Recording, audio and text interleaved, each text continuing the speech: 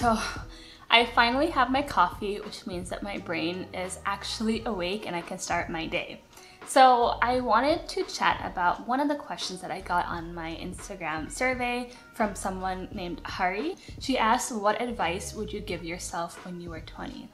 And probably the biggest piece of advice that I would tell myself is to value your time. And it's pretty surprising because when I was working and when I was in school, I had pretty little regard for my time. Outside of the hours that I was working or studying, my free time was pretty much equivalent to relaxation, which was equivalent to either watching Netflix or taking naps. Like, that's all I can really remember. Because I was so nose down in the books, I didn't really give myself a lot of time to push myself out of my comfort zone and participate in more college events and traditions and just meet more people who were not like me. So yeah, now that I realize that in quarantine, I'm trying so hard to make the most of the time that I have right now, because I know that once this is all over and life is somewhat back to normal, I will never have this type of quality time with my family again. And also just the time I can focus on myself, whether it's my work or whether it's pursuing new hobbies and trying new things like art or dance or baking or whatever it is. And speaking of making the most of my time, I should probably actually get to work.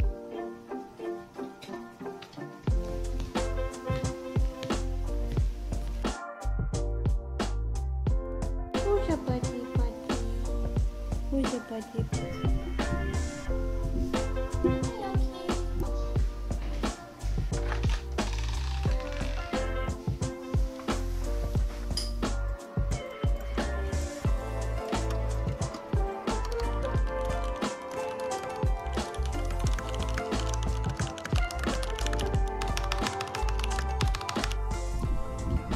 Alright, that should be better.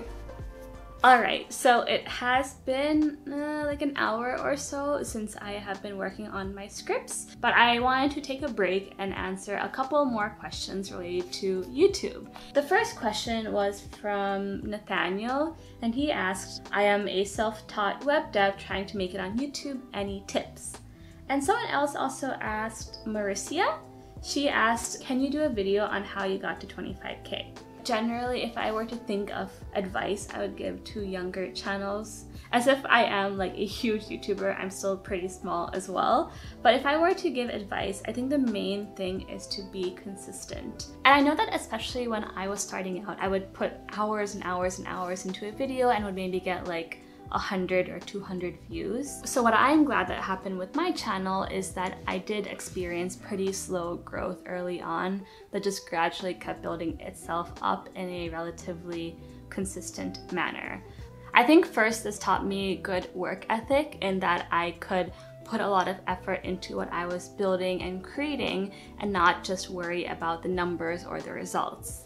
It also taught me a lot of patience in this process, because even with the videos that did get picked up a little bit more, it often took months of just very constant and stagnant views before that moment clicked and the video would just shoot up in popularity. And I think what is really noteworthy here is that a lot of people wait for that viral moment and give up before it even happens. So definitely don't give up and just focus on pushing out content and improving yourself and the quality of your work with every single video that you make. And eventually that will be rewarded in some way or another.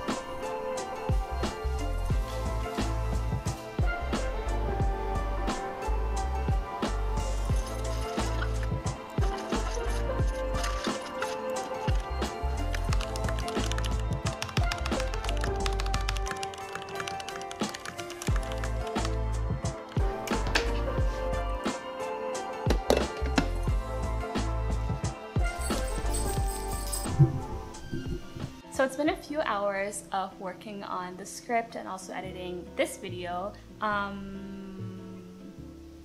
But yeah, I wanted to sit down and take a break and answer some more of your questions. One of them, they asked, when you were starting out, what were you scared of and how did you overcome that?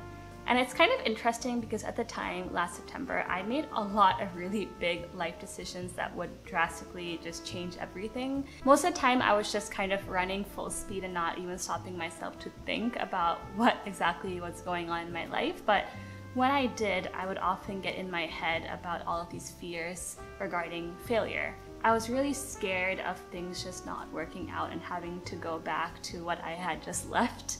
And just generally, I was worried about the quality of my work not being good enough.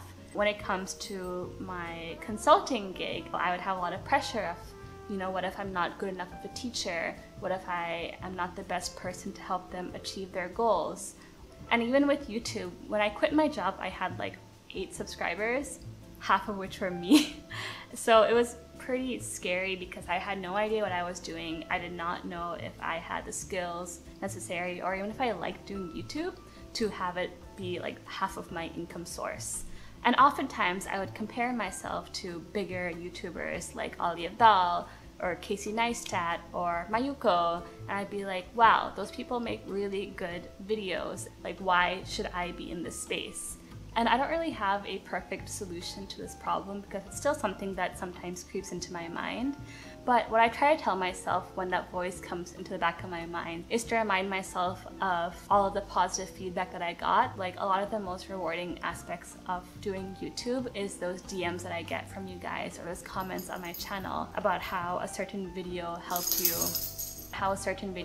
you make a big career decision or helped push you to keep going when you're about to give up with, say, interviews or something like that. And so that feedback from you guys really helps me tell myself, okay, you're actually doing something valuable here. You're not just making a 10-minute video that goes into this void of the internet, but you're actually making content that in some way or another is actually helping benefit somebody. And at the end of the day, like, 2020 has been evidence to the fact that life is extremely unpredictable. And because of that, I try to focus on what I can control. I can control the quality of the videos that I make and the effort that I put into those.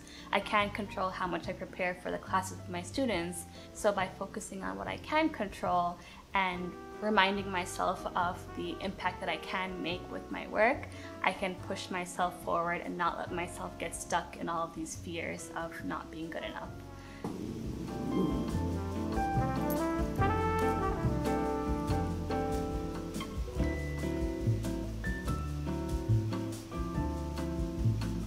Okay, let's go back to work.